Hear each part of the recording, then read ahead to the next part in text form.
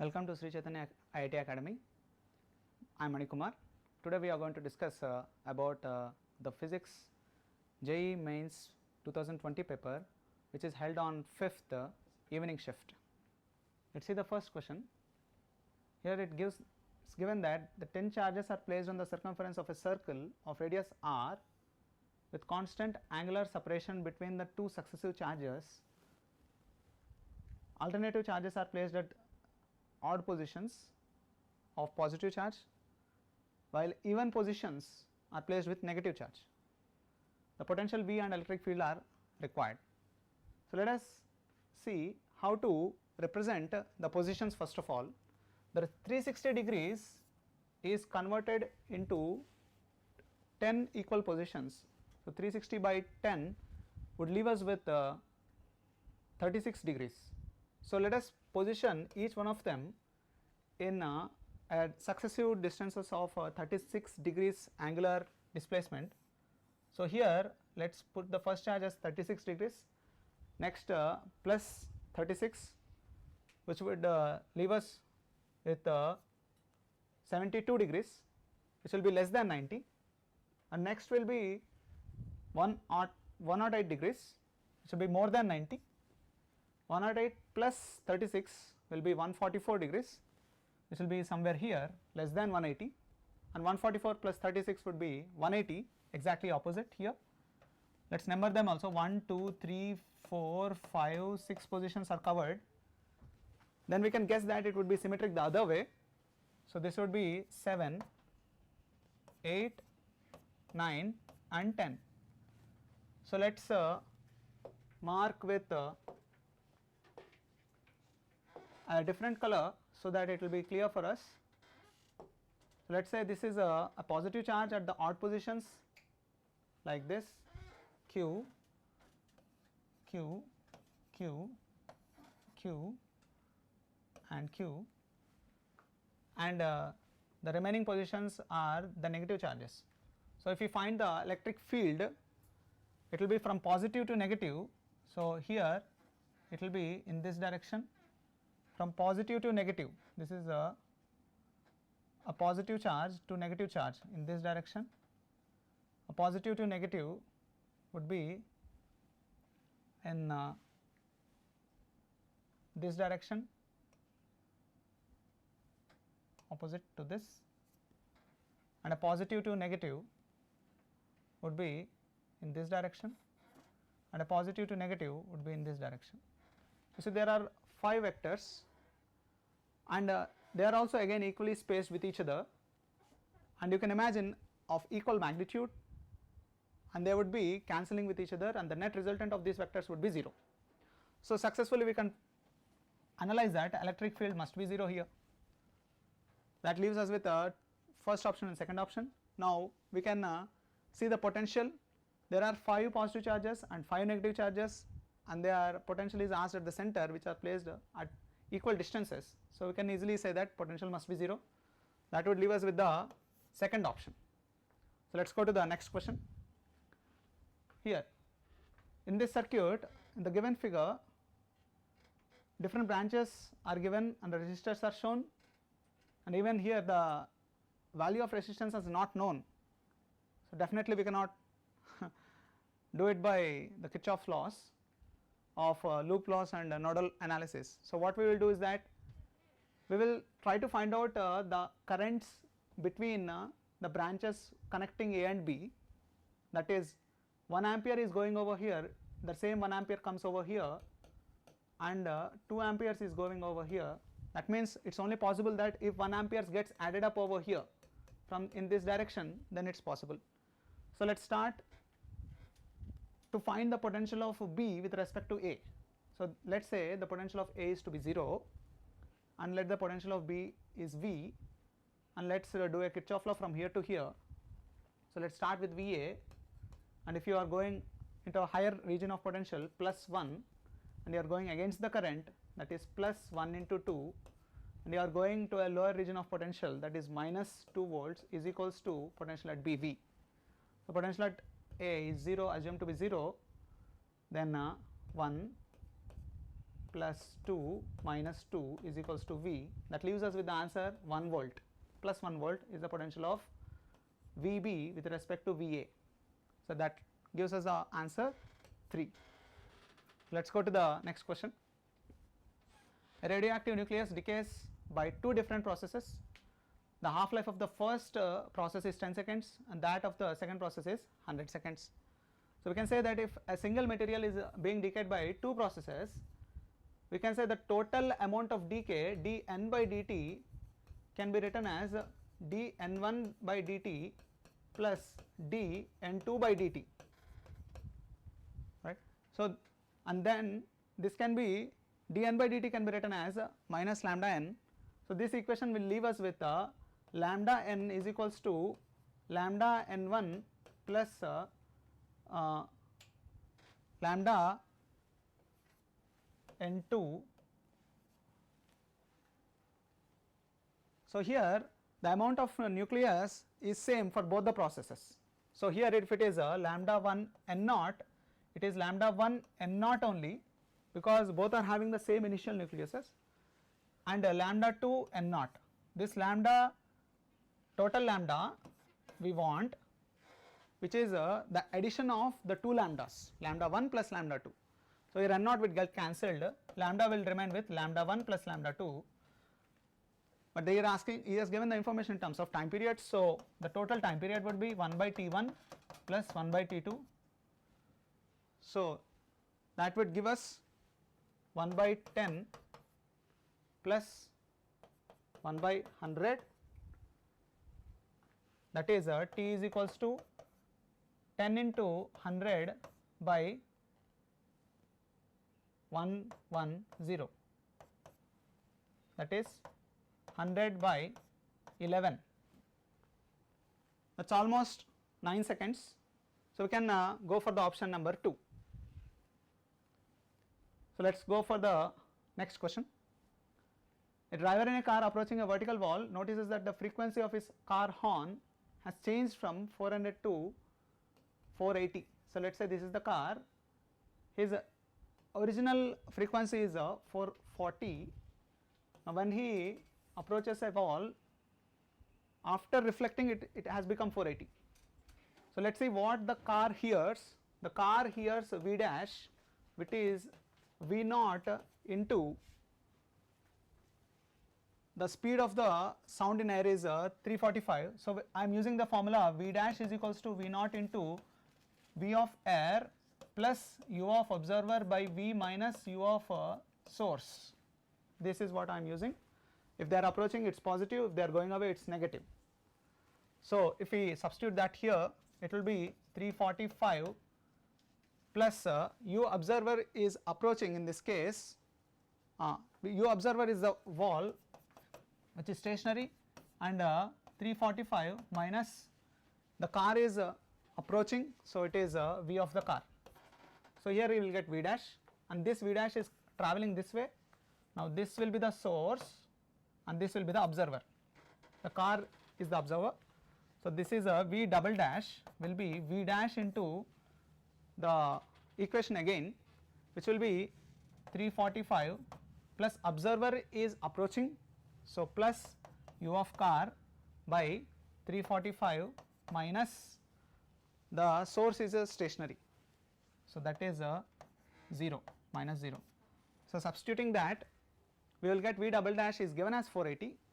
So substituting V dash over here, we will get 480 is equals to V naught, that is 440 into 345 gets cancelled.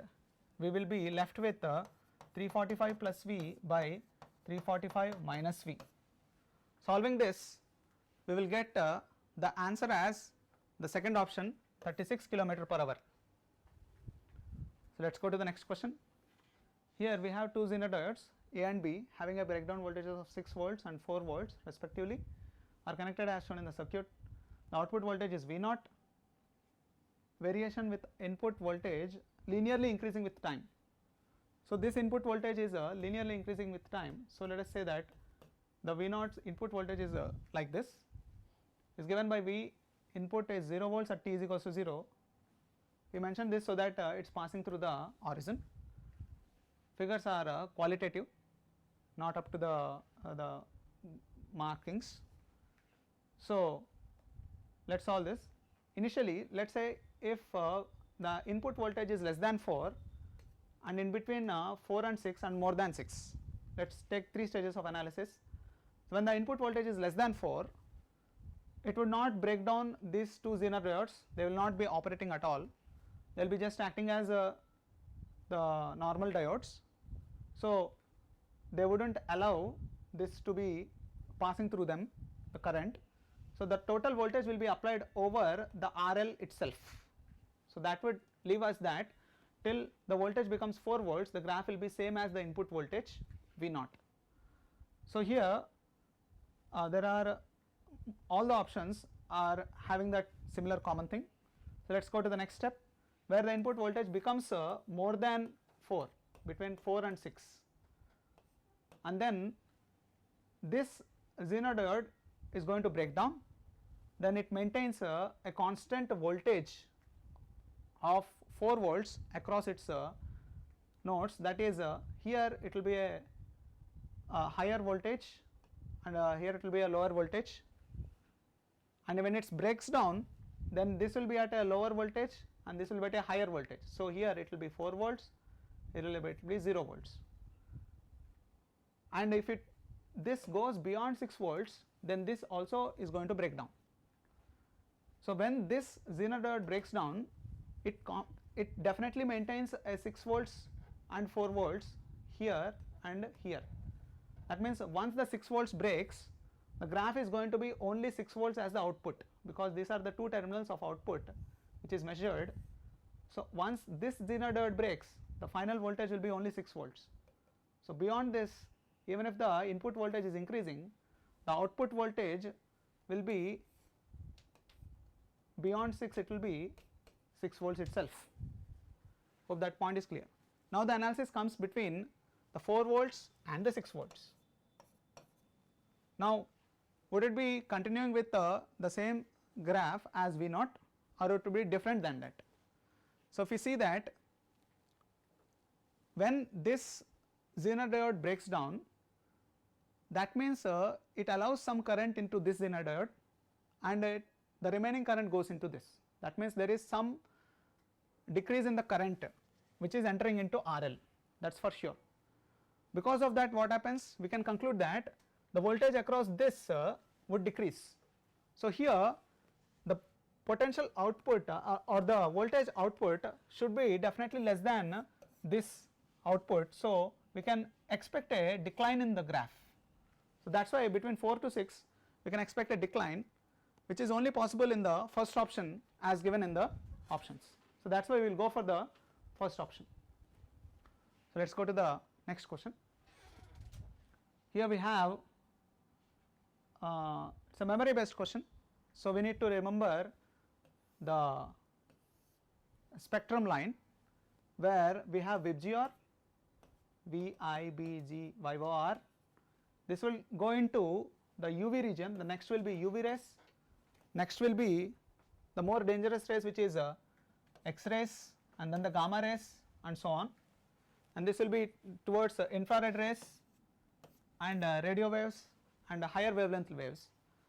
So here this would be like 360 nanometers and this will be 720 nanometers approximately, and this ranges keeps increasing and this ranges keeps decreasing. This X rays would be approximately around 1 angstrom and this will be lesser than that. So based on this information, if we match this, we would arrive at the conclusion of the second option. Let us go to the next question. So here we have a ring hung to a nail.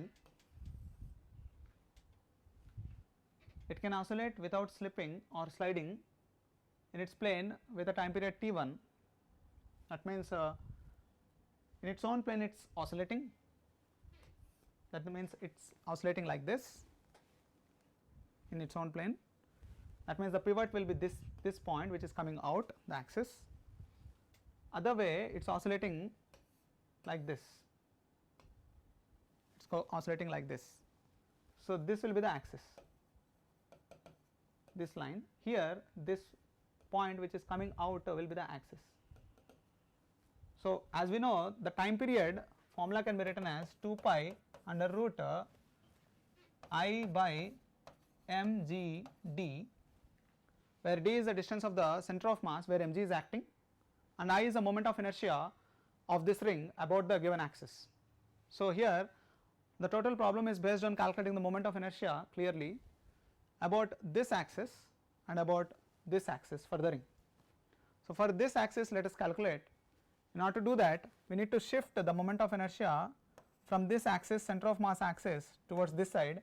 Center of mass axis will have mr square for a ring, and when we shift it r distance, it will be ICM plus mx square according to parallel axis theorem. So, this I dash will be given as mr square plus mr square, that is 2 mr square, and this I dash is derived by using the shift of the axis from this position to this position by using same parallel axis theorem, but this axis will be a diametrical axis which will be mr square by 2. When we shift it plus mr square would give us 3 by 2 mr square. So, this I dash here is 2 mr square, I2 will be 3 by 2 mr square. Then we have time periods t1 by t2. This is in the plane and this is perpendicular to the plane. So, t1 by t2 will give us I1 by I2, that is under root 2 by 3 by 2, that would leave us with 2 by root 3, giving the option number 2. Let us go to the next question. So, here we have velocity time graph of a body in a straight line motion as shown in the figure. The point S is at 4.33 seconds, the total distance covered by the body in 6 seconds. That means he is asking from this region to this region distance. So, that means we need to add the total area under the graph without the sign because it is distance. So, we need to add this area and this area. If we try to calculate the total area and add it, then we would be left with the option number 1. Let us go to the next question. So, here we have an adiabatic process. The density of a diatomic molecule has become 32 times its initial value. The final pressure of the gas is found to be n times the initial pressure, the value of n. So, here we need to get a relation between pressure and density. So, we have for adiabatic process PV power gamma is equals to constant. So, if we convert this into density, we have pressure density rho is equals to mass by volume. So, volume can be written as mass by density, or PV is equals to nRT. P is equals to number of moles is mass by gram molecular mass by volume into RT. So, P is equals to density by m naught into RT. So, we have here pressure, and the relation between the pressure and the density is P is directly proportional to D. So, let us write this relation over here, that is m by rho whole power gamma is equals to K, and then P into rho power minus gamma is equals to constant, that is P is equals to gamma rho power gamma. Then here the density becomes 32 times, it is a diatomic gas. So, gamma would be, a general diatomic gas will be the number of degrees of freedom would be 5. So, it would be 7 by 5. So, let us use that here. So, P1 by P2 is equals to rho 1 by root 2 whole power gamma. So, here that density has become 32 times. So, rho 2 is 32 times. So, P1 by P2 is equals to 1 by 32 times of 7 power 5. So, P1 by P2 is equals to 2 power 5, it will become 1 by 2 power 7. So, P2 has become 2 power 7 times of P1, that means P2 is equals to 2 power 7 times of P1. 2 power 7 would be 32 into 8,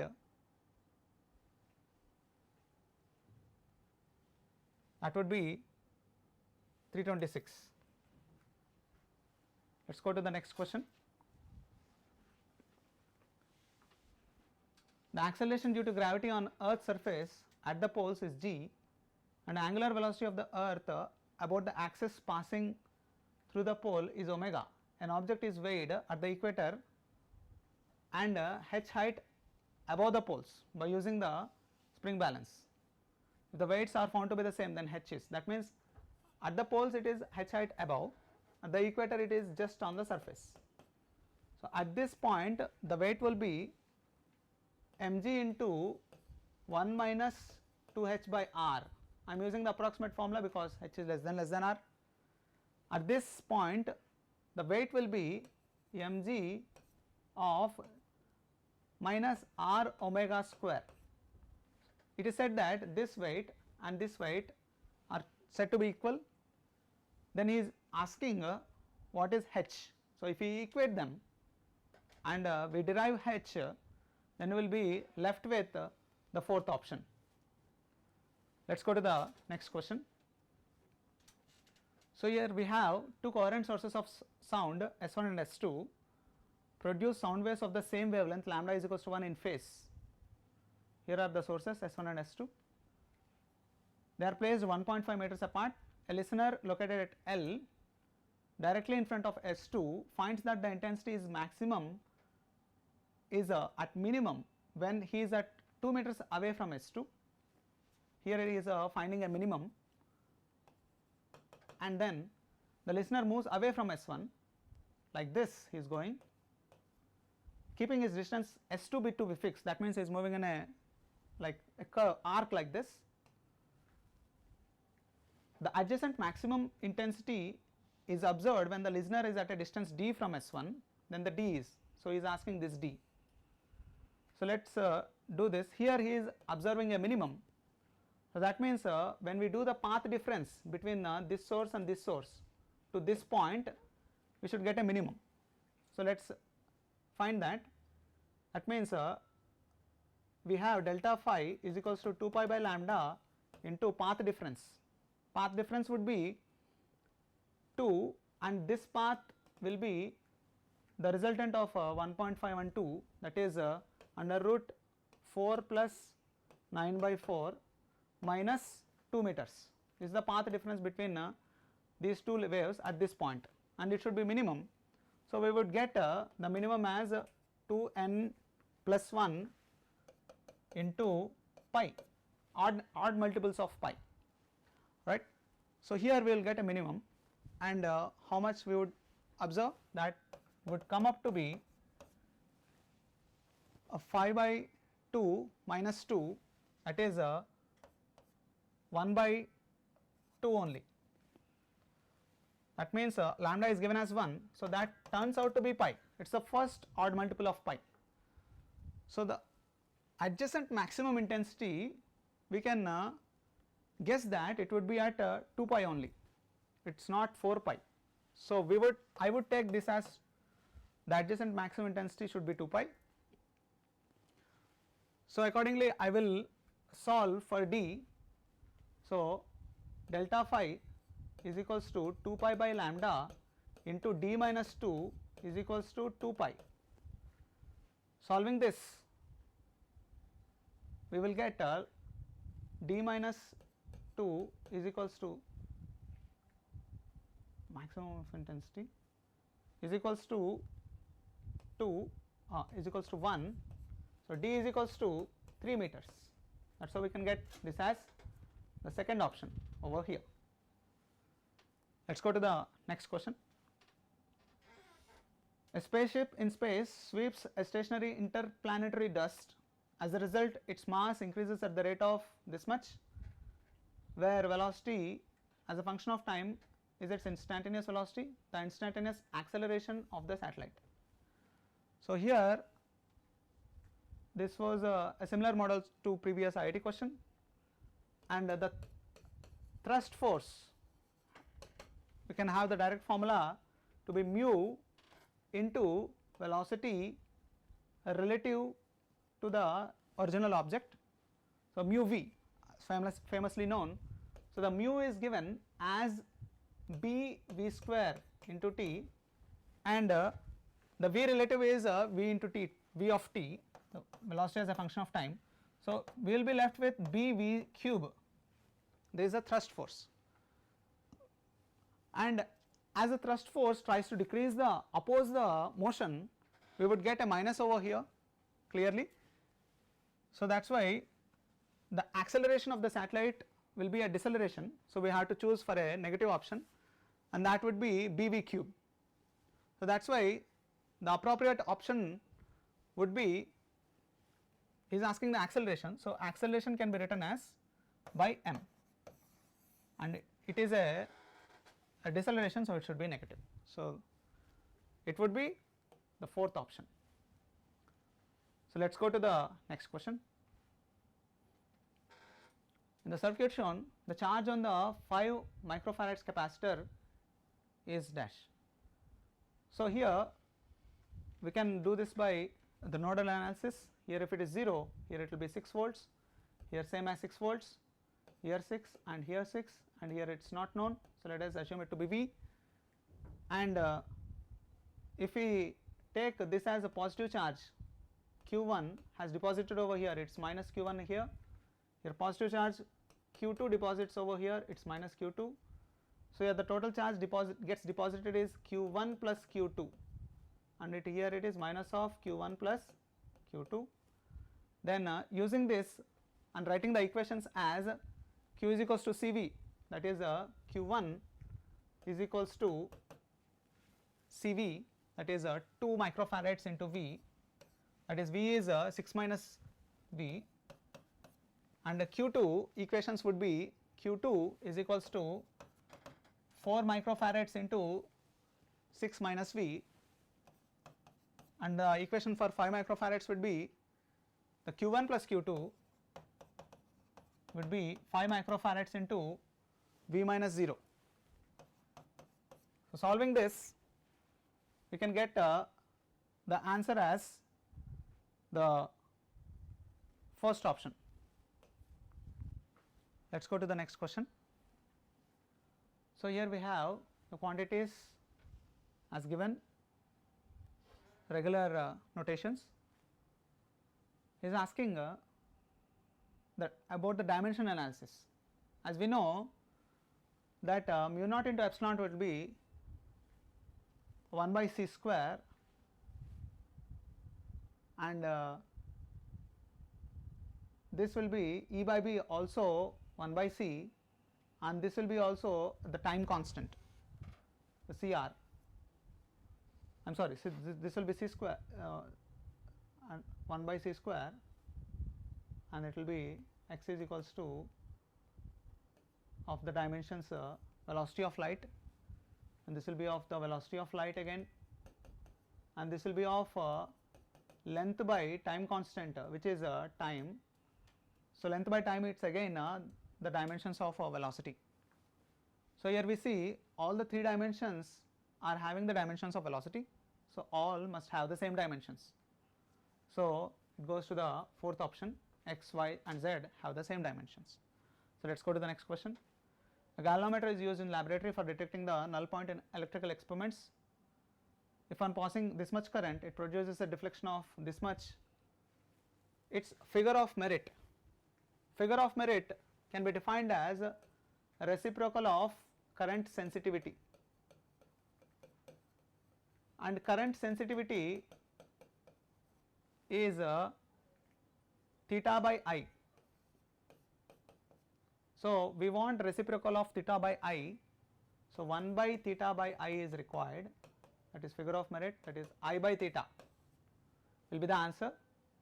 So, when we do that, you would get the answer of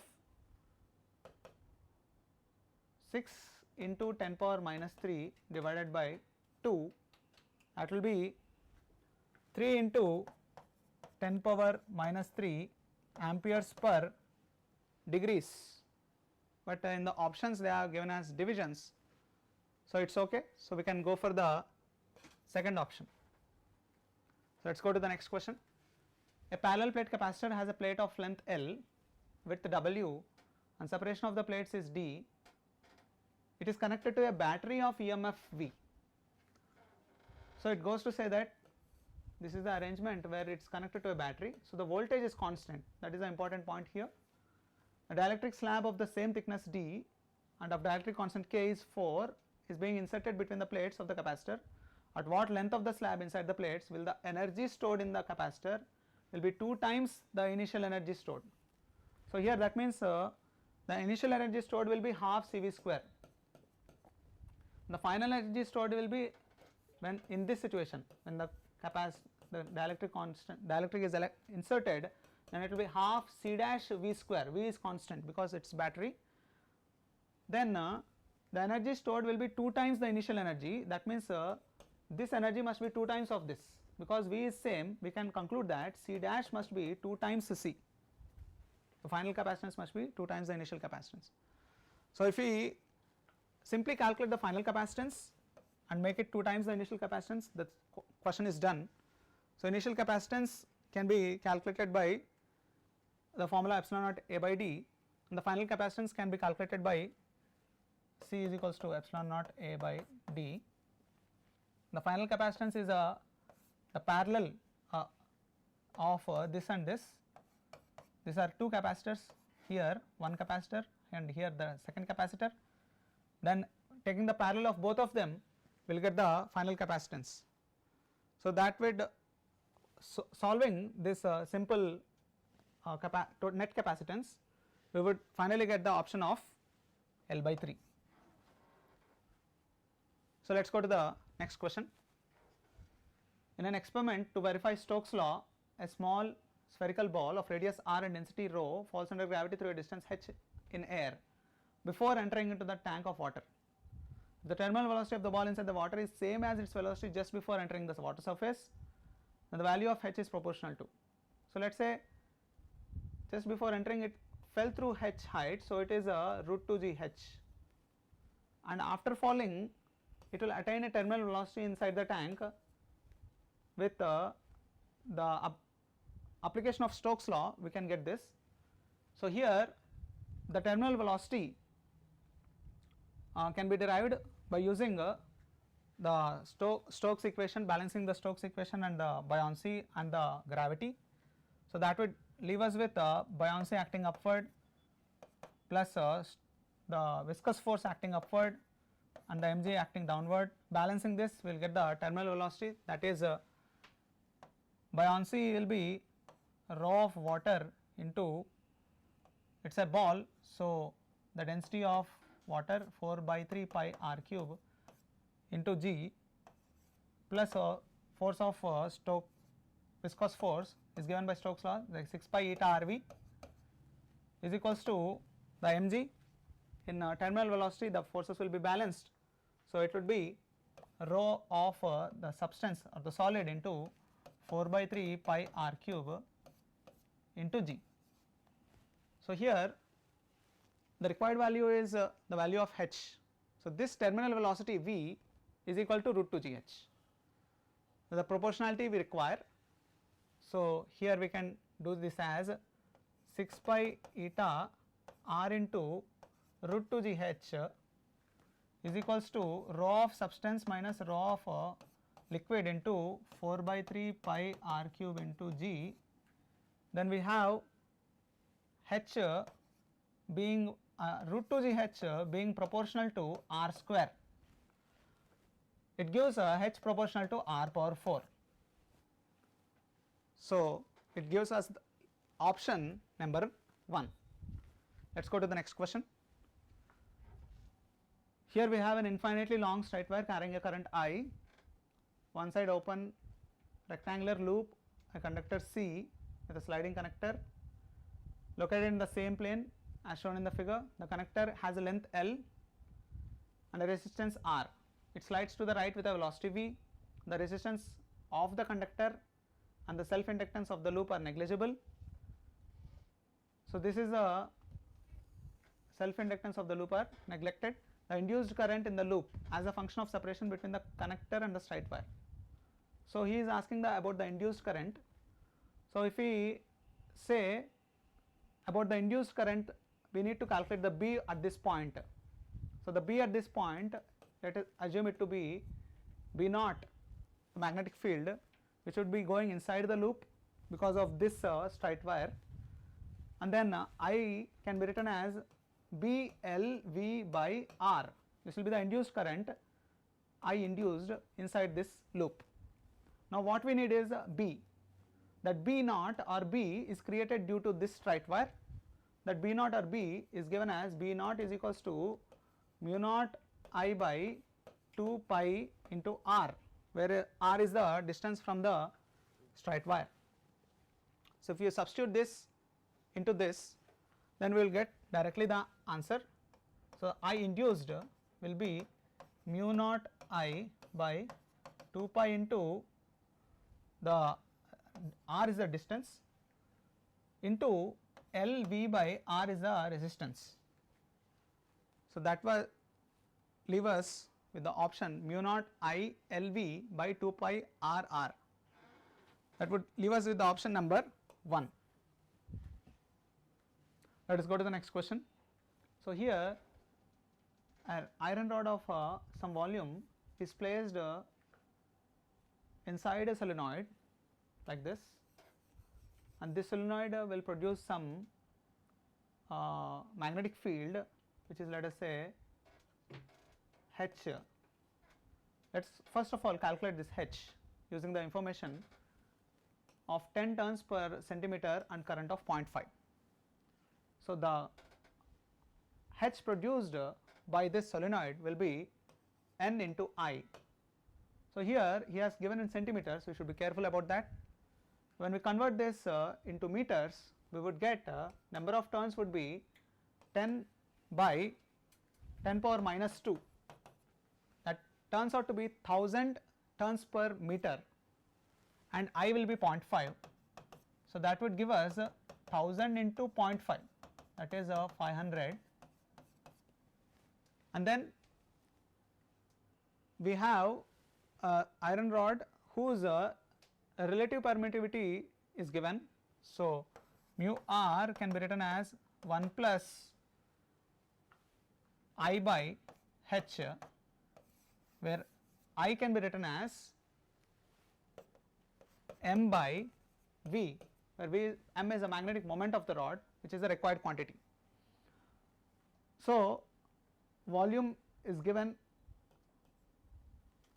we have mu R to be 1000 is equals to 1 plus I is to be found out by H, it is calculated by 500. So, we would calculate I from this and substitute that I over here, and finally to get M. So, that would leave us with the option of number 1. So, let us go to the next question. So, two different wires of length L1 and L2 and respective temperature coefficient of linear expansion alpha 1 and alpha 2 are joined like this, L1, L2 with alpha 1 and alpha 2, then effective temperature coefficient of linear expansion. So, that means we want a single thing which is producing the same expansion. It should, length must be L1 plus L2, its alpha effective is asked. So, let us say that it produces the same expansion. Let us equate the expansions of both of them. So, here its expansion will be delta L will be L1 plus L2 into alpha effective into delta T. It should be equal to the delta L of both of them, that is L1 into alpha 1 delta T plus L2 into alpha 2 delta T. So, clearly alpha effective can be written as L1 alpha 1 plus L2 alpha 2 by L1 plus L2. That shows us the option number 4. Let us go to the next question. Here we have a thin rod of mass 0.9 kilo and length 1 meter is suspended at rest from one end so that it can freely rotate, oscillate in a vertical plane just like this, and a particle of mass 0.1 kilo moving in a straight line with velocity 80 hits it here and it sticks to it, and so that the next moment the angular speed of this rod along with the particle is asked. So, we can conserve angular momentum about this point because the net external torque about this point would be 0 at this instant of collision. There will be normal reactions, internal forces will be there, that will be internal torques, but the net external torque is 0. So, we can conserve angular momentum about this point. So, angular momentum initial is equals to angular momentum final. So, before collision the angular momentum due to the particle will be mass of the particle, that is given as 0.1, that is m into v into r, or precisely m into r cross v, but here at the instant of collision the r bar and the v bar are perpendicular to each other. So, we can take it as sin 90. So, leaving us with 0.1 into velocity of the particle before collision is 80 into radius is 1. The momentum of the rod was 0 before collision plus 0 is equals to finally after collision they will be going together. So, I will write I into omega because they are in pure rotation, but the I would change because now it is the particle plus rod system. The rod will be having half, that is I am sorry. So, this is the rod will be having m L square by 3, this is the end axis of the rod, plus m into L square, this is for the particle, into omega.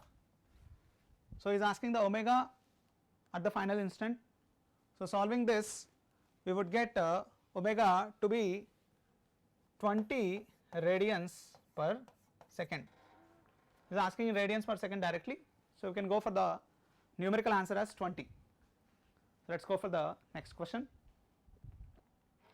The nitrogen gas is at 300 degrees temperature, and the temperature in Kelvin at which the RMS speed of the nitrogen molecule would be equal to the RMS speed of the hydrogen molecule would be equal to the RMS speed of nitrogen molecule. So, here we can use this formula that V RMS is equals to under root 3 RT by, this is a molecular mass m naught. This formula will be appropriate. So, let us take the RMS speeds ratio for the hydrogen and the nitrogen. So, we can write this as it is a inversely proportional of under root of molecular masses. So, we have V hydrogen VH2 would be under root 3 RT, the same temperature, by H2 is 2, and V nitrogen N2 will be under root 3 RT by 28. So, he is saying that the RMS speed of H2 should be equal to the RMS speed. So, we should equate them.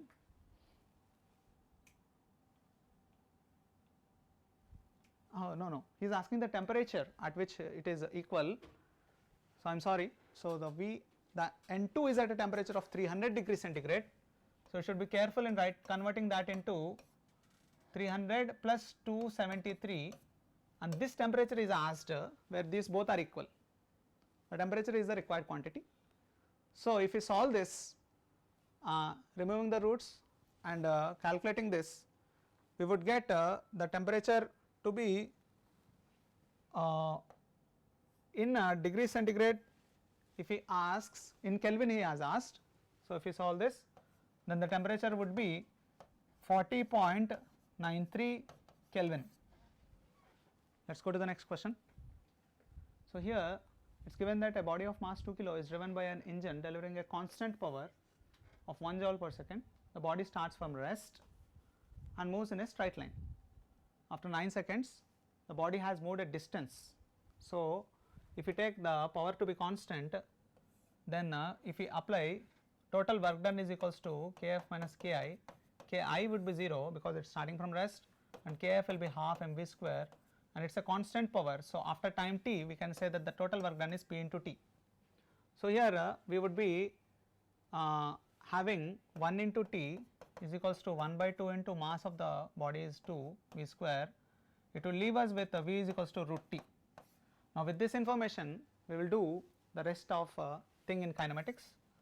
So, we have ds by dt is equals to root t, and ds when integrated with the t power 1 by 2 integration from 0 to 9 seconds, we would get the total distance travelled, and that would be in terms of t power 3 by 2 by 3 by 2 0 to 9, that will be 3 cube by 3 by 2, that is 9 into 2, that is 18 meters. So, we would get perfect integer as 18 meters.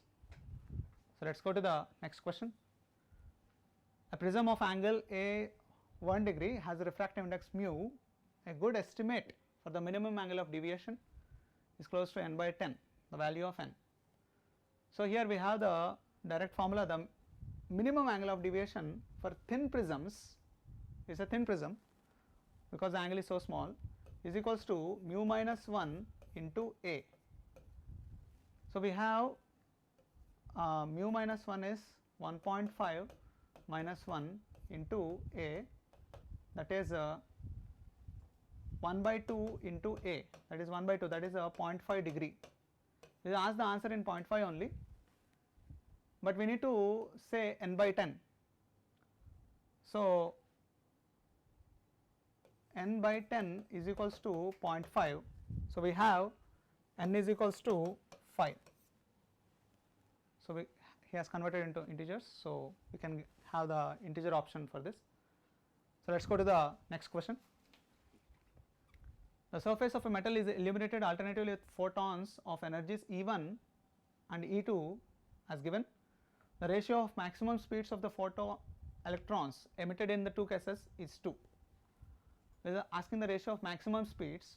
So, we have the maximum kinetic energy emitted formula as half m1 v1 square is equals to the energy incident minus work function, we can write W naught. This is in the first case. So, we can write this as 4 electron volts minus work function W naught. In the second case we can write half m into v2 square as E2 minus same work function because it is eliminated on the same metal as 2.5 electron volts minus work function. Now, he has given the ratio as of the speeds as 2. So, if we divide this we will get v1 by v2 whole square is equals to 4 minus W naught by 2.5 minus W naught, and then if we keep v1 by v2 as 2, as the ratio is given as 2, then we will have 4 is equals to 4 minus W naught by 2.5 minus W naught. If we solve for this we will get W naught as 2 electron volts. So, it is a perfect integer. He asked in terms of electron volts. So, we can go for the integer answer as 2. So, in this paper there are many formula based questions, and some questions are lengthy because of the value substitutions, but most of them are a bit easy. But no need to worry because the ranking will be based on the percentiles of all the students. So, as you know, the Sri Chaitanya is the only institute which has scored 100 percentiles with 4 students, like no other institute. So, we encourage that you can take part in our programs which are going to start soon, and contact the nearest branch and the administrator in that branches so that you can soon join us. Thank you.